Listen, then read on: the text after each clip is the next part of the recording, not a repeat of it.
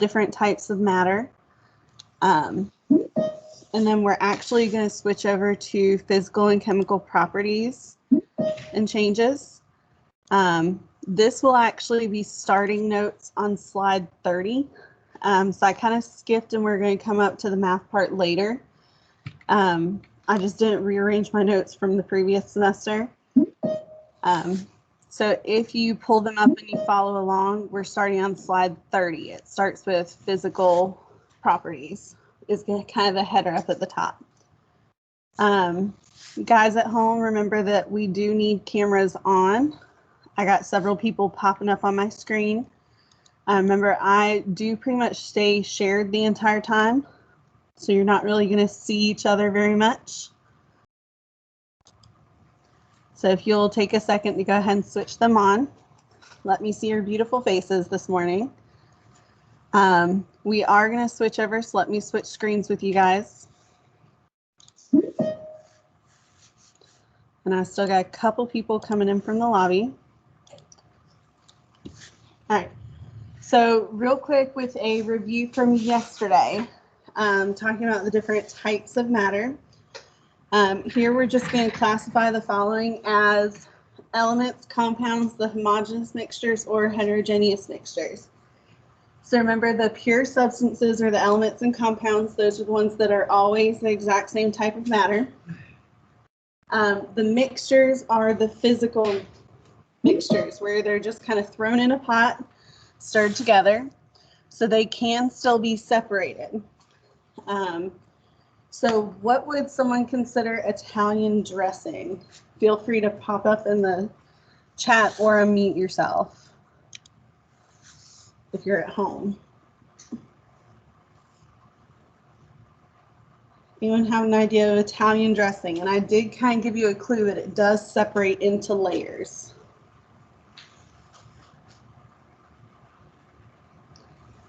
Yeah, I got a heterogeneous mixture, so that is correct.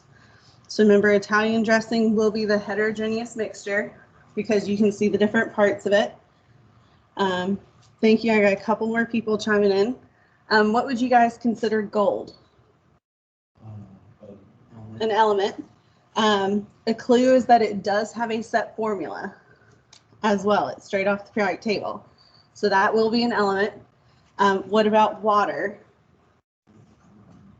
Water is a compound. Same thing. It has elements straight off the periodic table. They are bonded together and it has a set formula. Excuse me. And then the last one, soda.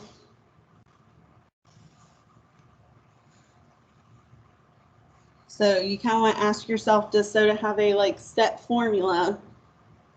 And if not, then it's a form of mixture. And then look and see, can you see all the different components of a soda? So like the sugar, the coloring, the flavoring, the water, the carbonation, it's all kind of mixed together as one substance. What would that be classified as? And I got a couple people chiming in from at home. That would be the homogeneous mixture because it all looks like one substance. All right, let me switch over and we're going to go ahead and, well, if my screen will cooperate with me, kind of looking ahead at what we're doing today. We are going to do physical and chemical changes and properties. I'm kind of going to start you on your part 3 homework. That's going to be due on Thursday. Then you're going to have some time to finish up the activity from yesterday with the sort. Some of you guys have already turned it in, that part 2 homework, but you'll have some time to work on that. That's due tonight. Also remember the 10 posts to other people's All About Me posters in the discussion board is due tonight. So you'll have a little bit of time after notes that you can go through that. Do remember that we do have a quiz tomorrow. So make sure that you log in on time. I'll kind of have a chance if you have any last minute questions or clarifications, and then I'll open up the quiz for you to work the rest of the period on. Remember, the quiz is timed, so you guys kind of have to pay attention and you don't really have a lot of time to hang out and go somewhere else, once you open the quiz, you do want to start it and focus on it. But we will have a chance probably Thursday. I probably won't get to it tomorrow. But we can actually go over the quiz if you have questions. The quiz is in Canvas, so it will kind of let you know what you got correct, what you got incorrect. So you can kind of look through those and let me know if you have questions on those. So that's kind of where we're at. So let me go ahead and switch over to our other set of notes. So like I said, we are going to be starting on slide 30. So if you're following along at home, you may just need to skip ahead if you have it pulled up on your computer. So starting with the slide that says physical properties. So these are just descriptions of matter. So we kind of talked about properties with periodic table that they tend to like repeat as you go through a row. That's kind of what we're dealing with, are looking at the specific properties. Physical properties are the condition of a substance that can be observed or measured without changing the substance's composition. So these are observations we can make without altering what the substance is made of. And we're just kind of going to go through a bunch of different ones. One of them is color.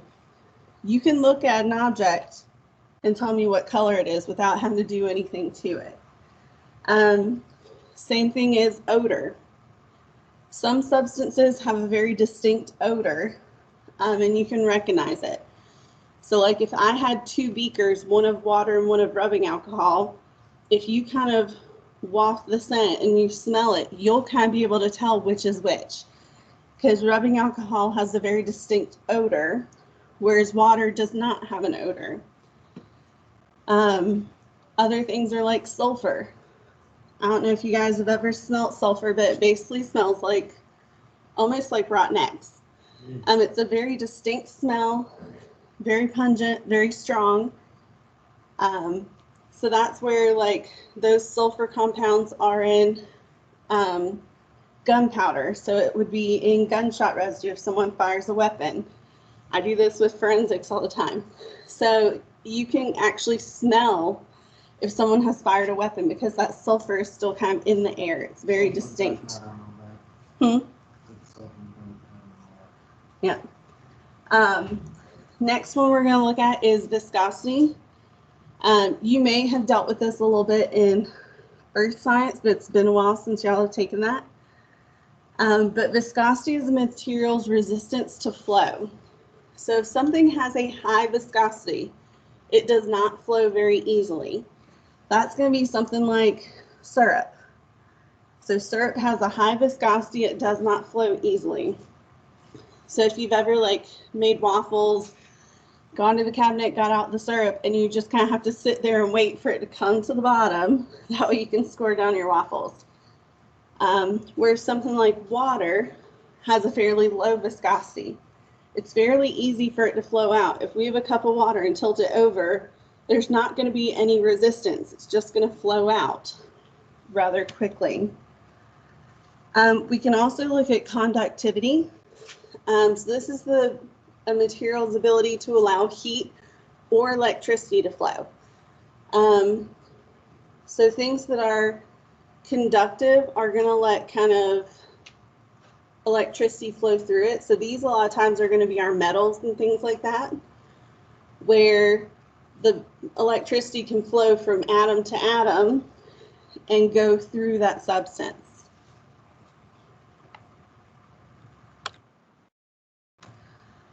We're also looking at malleability. So I kind of mentioned this where we did periodic table last week. But malleability is the ability of a solid to be hammered into sheets without shattering. So this yet again is a lot of our metals. This is how they make like aluminum foil or gold foil, things like that. They simply hammer it and push it down into sheets until it's thin enough. They roll it up, put it in a box. Ductile is the ability of a material to be drawn into wire. So this a lot of times is used with metals, but it's used in like wiring in your houses and things like that. So a lot of the wiring in your house is going to be copper based. It's a copper wire that they draw it out, kind of twist it to where there's a long wire. They coat it in the plastic so it doesn't set other things around it on fire. They kind of insulate it and then run it throughout your entire house. We can also look at substances in terms of their hardness. This is how hard something is, or the ability to scratch other objects. So objects that are harder than others will leave scratches in those substances. So if we're looking at like a diamond versus wood, diamond is the hardest substance known to man. Yeah. So like if you had a diamond and you rubbed it across wood, it would scratch the wood. The only thing that will like scratch or cut a diamond is another diamond. So it kind of goes back and forth.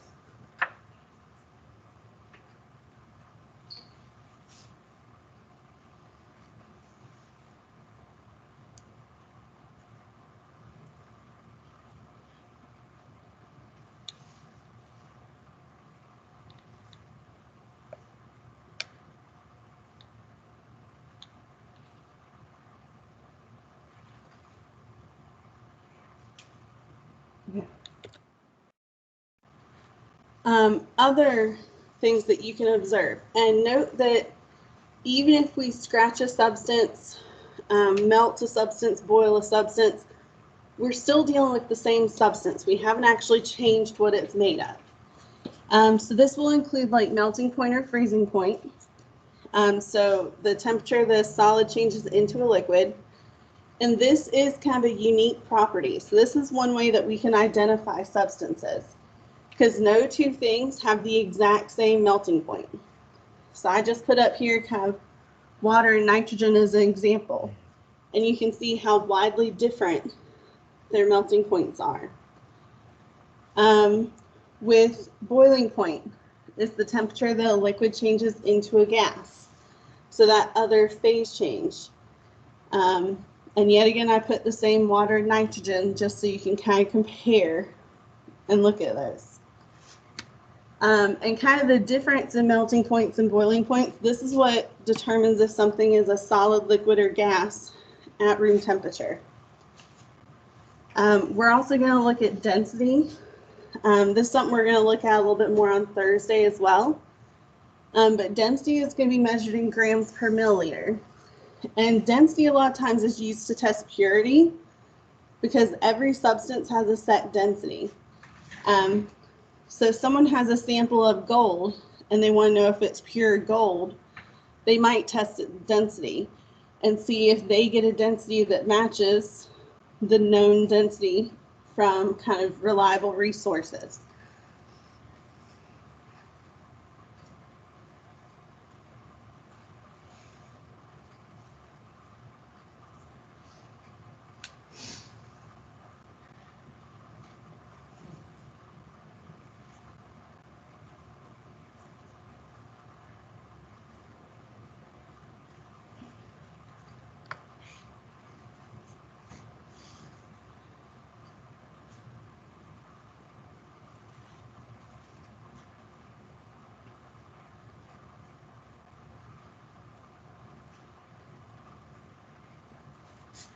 And like I said, I'm kind of paying attention to people that are typing and stuff. If I'm going too fast for anyone, whether you're here at home, please let me know to kind of pause and slow down.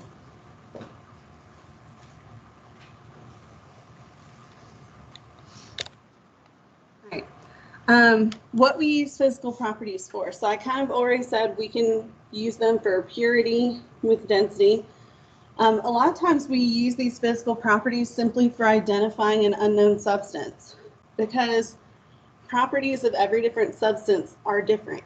They may have some properties that are the same or similar, but every single property is not going to be identical. And I just kind of put a couple examples here of things that we could identify. So if we were here, we had a clear liquid, we didn't know what it was. We tested its melting point and found it was 0, tested its boiling point and found it as 100, we would know that that's water. because water is the only substance that has that exact melting point and boiling point. Whereas if we had a container with a silver liquid, well, the only silver liquid at room temperature is mercury. So we could kind of assume it's mercury. If we wanted to test it otherwise, we could look at its melting point. If it's negative 39 degrees Celsius and its boiling point is 357, we would for sure know that it is mercury. So whenever we start looking at multiple properties, if we have something that's unknown, we can actually identify it.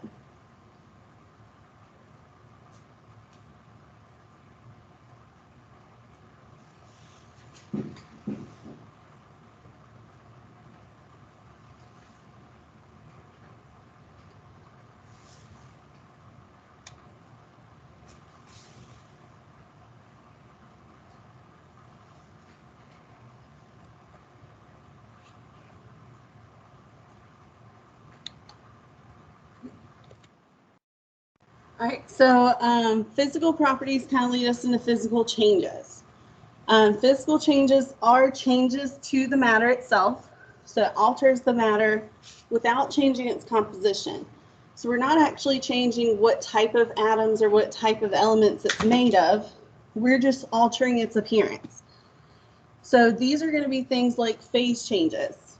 So if we're boiling or freezing or melting something, if we have ice that melts into water, it's still made up of water, H2O.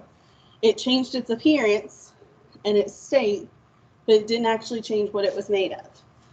Same thing if we have water and we boil it to produce steam. It's still made up of water. It didn't actually change what it's made of. And I just put a couple other examples like dissolving. If you dissolve salt in water, you still have salt in water. It's just that now the salt is absorbed and it's in its liquid form. So that didn't actually alter what elements or chemicals there were. It just changed their appearance. Same thing if you were to break a pencil. It's still a pencil. You didn't actually change what it was made of. Other ones are stuff like split, crack, crush, bend, cut. If you cut a tomato, it's still a tomato. It's just in pieces. One that you may not have heard of is this sublime that's in the top right corner. Where we get more into states of matter and phase changes with thermo and stuff, we'll kind of talk about that a little bit more. Sublime or sublimation is where a substance can go straight from being a solid into a gas without going through that liquid phase. So something that does this is like dry ice. If you've ever seen dry ice or used it for Halloween to make fog or anything like that, the dry ice is there, leave it, and eventually it'll just kind of start fogging. So it starts producing that gas. So the substance may appear differently, but it still has the same composition. It's still made up of the same type of matter.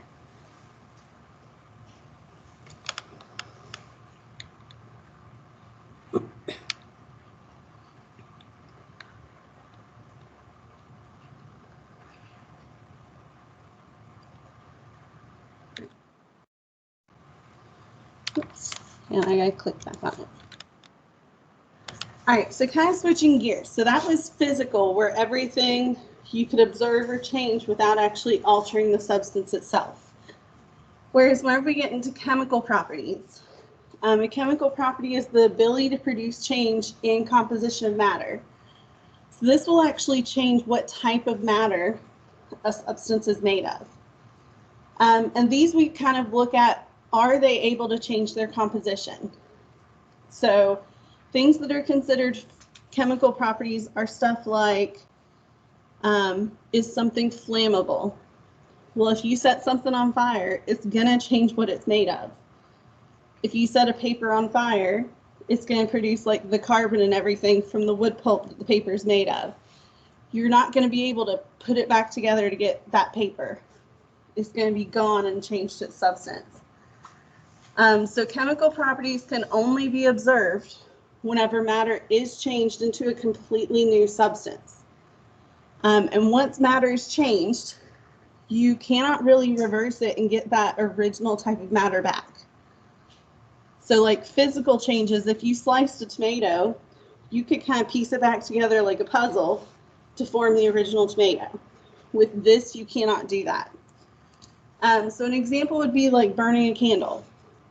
If anyone's crafty or going through anything, candles, you kind of have the wick, you have wax, there's coloring, there's scent that all forms together. Whenever you burn a candle, the wick burns, the wax heats up, kind of melts. Huh? Yeah, I'm sorry, I can't hear you through this.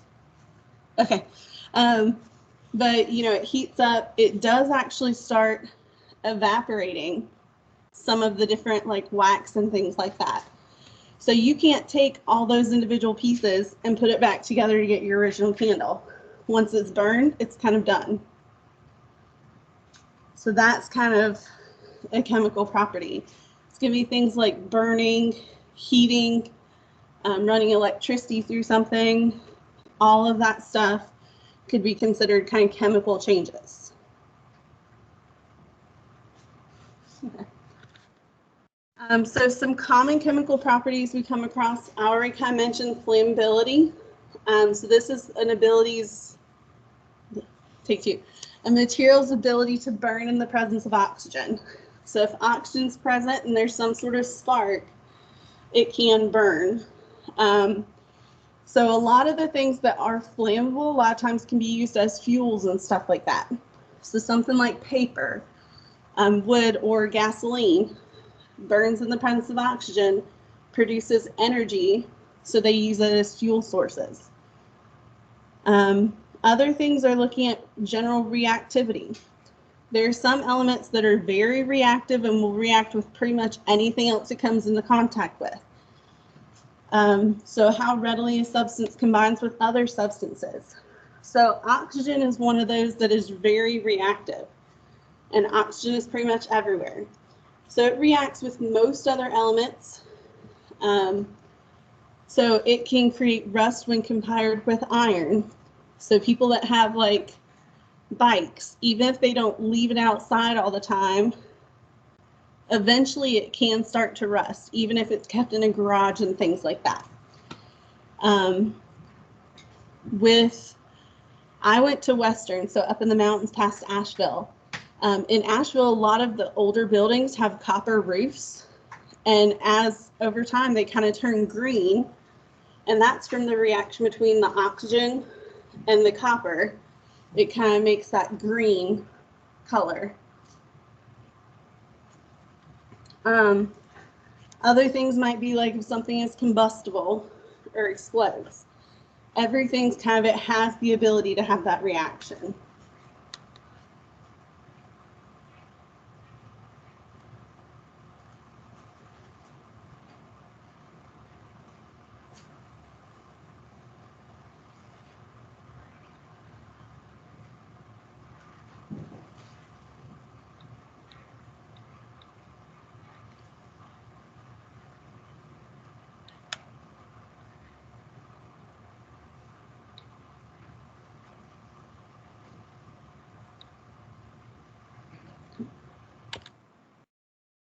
All right, some common reactions to test. These are kind of some common chemical properties. This is something that you probably will see from time to time. Whenever we had a state final, this was one of those things that was guaranteed to be a question on a state final every single year. But this is kind of a way that we can tell some substances apart based off of how they react. So common test is a flame test. So this we'll kind of do later in the semester. We'll kind of have the people that are here do a flame test depending on what day it falls on. But a lot of times whenever a substance comes in contact with a flame, it can have different behaviors. Sometimes it will change color, sometimes it will make noise, things like that. So we'll use a flame or a match with 3 common colorless gases. So looking at the difference between oxygen, hydrogen, and carbon dioxide. So oxygen fuels the flame. So you could take a match, blow it out, put it in a tube of oxygen, and it will reignite and come back to life. So as long as there's oxygen, that flame will stay going. With hydrogen, hydrogen is combustible. So what that means is it explodes in the presence of oxygen or flame. So if we had a match and put it in a little test tube of hydrogen, you'll actually hear a pop. There will be a very small explosion that goes on. Yes. Oh, yeah. And then with carbon dioxide is heavier than oxygen, so it kind of starves it from oxygen. So carbon dioxide will actually extinguish a match and blow it out. Carbon dioxide is actually what's in fire extinguishers. Because you're spraying it at the flame, it pushes the oxygen out of the way, which staunches the fire. There's another common test with carbon dioxide. If you have carbon dioxide in any type of like lime water or lime juice, it becomes cloudy and actually forms a solid. It can actually produce chalk overall. It's kind of crazy.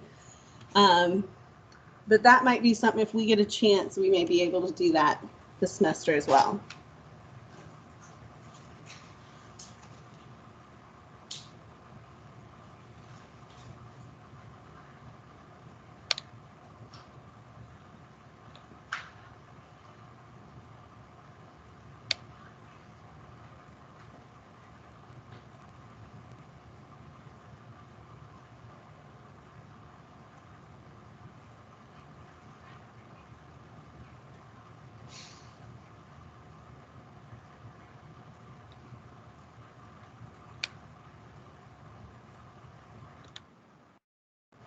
And with chemical changes, so we talked about chemical properties are the ability to produce a change. Chemical changes are the actual change or altering of the substance itself. So a chemical change occurs when a substance reacts to form one or more new substances. So it actually changes what the substance is made of. Some kind of common examples would be like ripening bananas. That's a reaction that occurs, and it's irreversible. Once bananas kind of start turning brown, you can't turn them back into a banana that you're going to eat. If you're baking a cake, that's a type of reaction. You have everything in there, you've mixed it together, you kind of have your baking powder in there to produce air bubbles to make the cake rise. You can't take your baked cake and get back your ingredients. That is a permanent change. Any type of like cooking food is a chemical change. Other examples are, doesn't seem like we had much of a fall this year. Our weather kind of did what it wanted to. But when leaves on trees change colors, that's a chemical reaction that's going on within the leaf itself. Same kind of deal if food spoils. Eventually, a lot of food will react with oxygen and stuff, and that's when it starts to go bad. It starts creating other compounds, and you're not going to be able to get it back to something that you would be willing to eat. There are three main types of evidence shown for chemical change.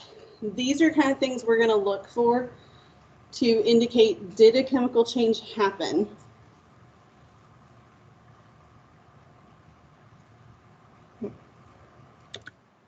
So our three things that we're going to look for, first one is, was there a change in color? And so example, like I said, in Asheville, a lot of the older roofs were made of copper. Copper roofs do turn green over time whenever they react with oxygen. If you're burning a match, the match kind of burns down and turns black. Or if you have like true silverware, you kind of have to polish it, keep it put up and protected, because it will like darken and tarnish. So that's kind of a reaction that goes on. Second thing we look for is production of a gas. So if a gas is produced, a lot of times a chemical change does occur. So examples are going to be like the old school volcanoes you may have made for like a science fair, where you mix the vinegar and baking soda and it forms bubbles of carbon dioxide. So it actually foams and bubbles over. Or baking powder in a cake is what produces those air pockets for the cake to rise. Or if you drop antacid in water and it bubbles and fizzes, that's a chemical reaction that's going on. The third one we look at is the formation of precipitate. So precipitate is a solid that forms and separates from a liquid mixture. So if we're going through a reaction and a solid is produced, we say it produced a precipitate. An example would be if we add acid to milk. This is actually how they make cottage cheese. It causes the milk to seize up and solidify, and then they can sift that off as cottage cheese. Milk curdling or spoiling is also an example of a solid precipitate being produced. And we're going to do some of those when we get more to our like chemical reactions unit. We'll kind of see where we have like two liquids, we pour them together, and then you'll see a solid form at the bottom.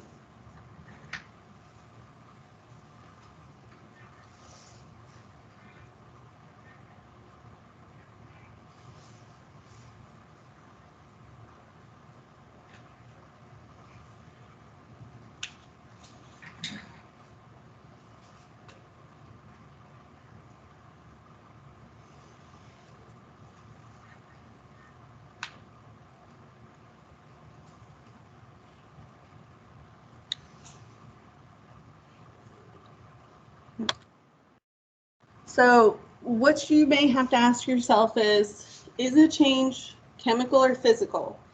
Sometimes, even if it has this kind of signs of a chemical change, it may not necessarily be chemical. So you really have to think of, did the matter itself change? So some changes aren't going to be chemical. Like if you're forming horseshoes, they heat up the horseshoe, it turns red.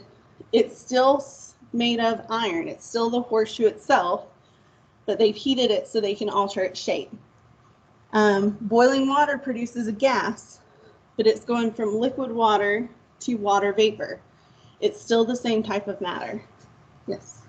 I've heard when you melt down table salt and you pour in water to create some reactions and explosions. Would that be considered a chemical reaction or a physical reaction?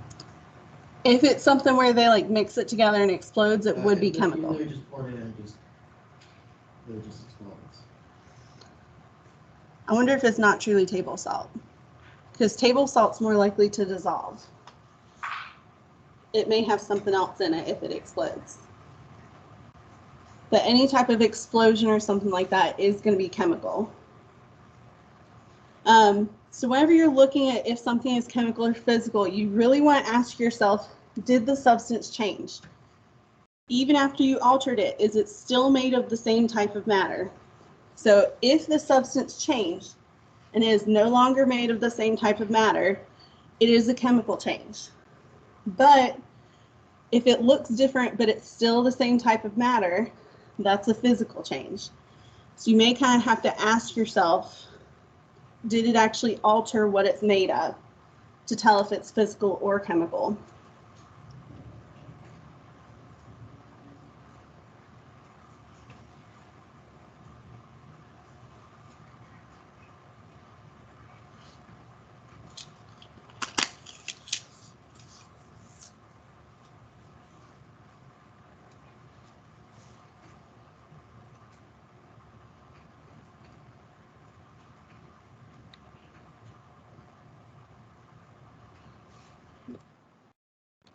Right, so that's where we are stopping note-wise today. So remember, your quiz tomorrow is on the stuff from the periodic table. So I would kind of go through and review your Unit 1, Part 1 homework. I believe I got all those graded and commented on, so feel free to look back and see if there's any comments, if you kind of mix something up, that's on there. It will also include the matter stuff. So the classifying matter and states of matter like we did yesterday.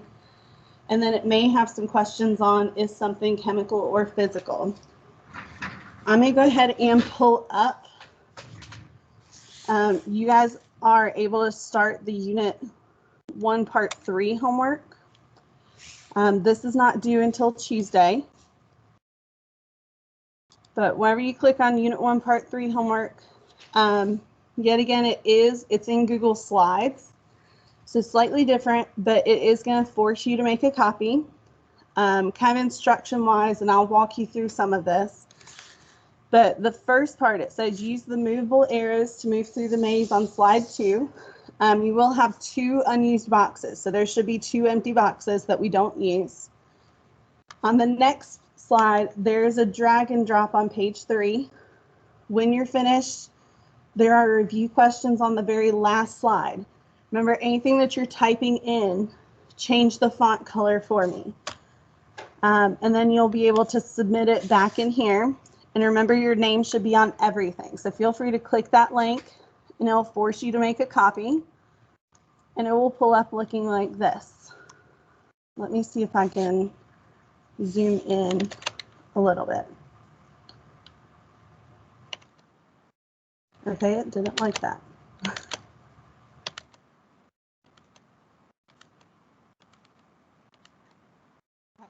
I tried to make it a little bit bigger so you can see.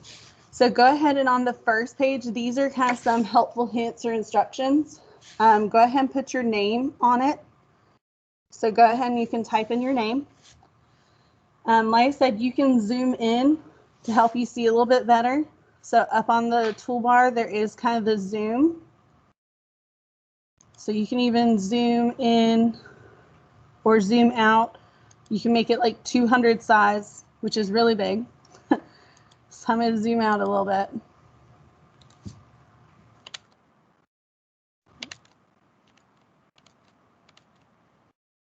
There we go. And if you mess up something, don't freak out. There is an undo button, so just kind of go back if you pick the wrong arrow or something like that. You can also hit Control-Z, and that will undo something for you. So on slide 2, this is where you're going to be using the arrows. So here's a maze. We have a start, and then we have a finish. So we're kind of going to be moving through the boxes to get from the beginning of the maze to the end of the maze. So, and this may have kind of definitions of a different type of matter or the particle pictures, kind of like we were doing in the activity yesterday. So here we have a substance that has multiple circles that are connected, and it looks like there's black circles connected to black circles. So they're exactly the same. So if you have 2 atoms that are identical attached, would that be an element or a compound?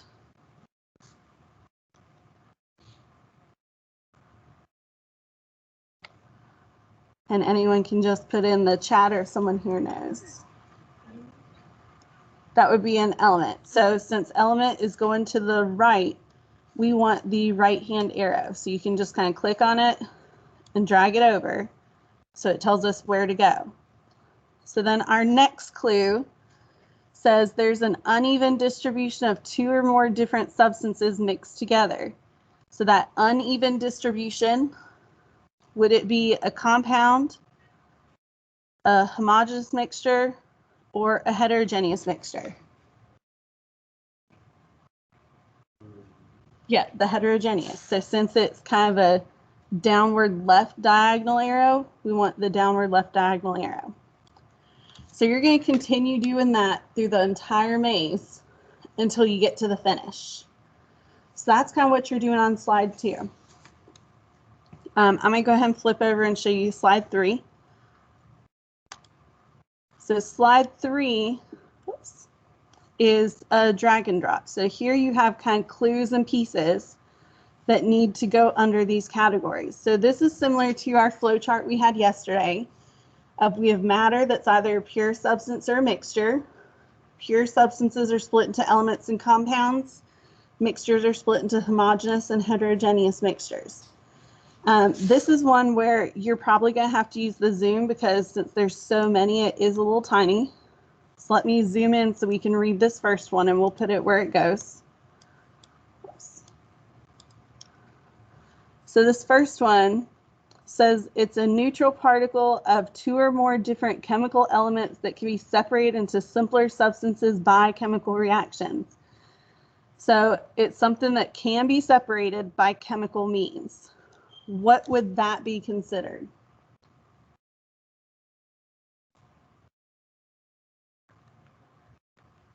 So think of mixtures were separated physically, and then pure substances had to be separated chemically. So this is something under pure substances. So it's either an element or a compound. Which one can be separated out of those two? Yep, a compound. So we're going to simply drag it and drop it under compound, and I'm going to have to shrink down. There we go. So we're simply going to drag that and put it under compound. And you're going to do the same thing for every other one. So like this next one has just single circles and the entire little slide is identical. So there's only one type of substance. It's identical, so it's a pure substance. They're not connected to another, so that would be an element. So we would simply drag that and put it underneath element. And it does tell you how many should be underneath each one. So that will help you a little bit. And then there's just kind of some review questions at the end. There is a video of physical and chemical changes that may help you, and then you can just kind of go through some of the questions. Like I said, this will be due Thursday, so don't feel like you have to rush on it. Kind of your goal for today to make sure that you have done. So make sure that your Unit 1 Part 2 homework is due tonight. So if you have not finished that, the sort that we started yesterday, you can work on that. Also, your discussion posts are due tonight. So make sure that you go and comment on 10 other people's. There's plenty of people that have posted the discussion board because it's kind of popped up on my to-do list to look through those. So make sure that you get those taken care of, and then you can work on this. Remember, our quiz tomorrow will kind of have the periodic table, the stuff from yesterday, and the stuff from today. And then kind of a friendly reminder, because we're kind of getting some notices about it. So thank you guys for that turned on your camera today. It's nice to see you guys and see that you're with me. That has been kind of a requirement set by the county. So make sure that you're turning it on. If you don't have a webcam or whatever, you need to come get a Chromebook. And make sure that you are getting logged in on time. I know sometimes things occur, but some of you guys are constantly coming in like 10 minutes late and we've already started. They do tell us that if you're not there the whole time and you're super late, we are going to have to start counting you absent. So kind of pay attention to that. Set yourself an alarm if you need to. But you guys have the rest of the period. I will stay live for about 15 minutes or so if anyone at home has questions. But as you're working on stuff, if you feel like you don't need me anymore, you're welcome to log off. If you want to stay on, you're welcome to turn off your webcam and just work, but stay logged on if you have questions. And other than that, I will see you guys tomorrow.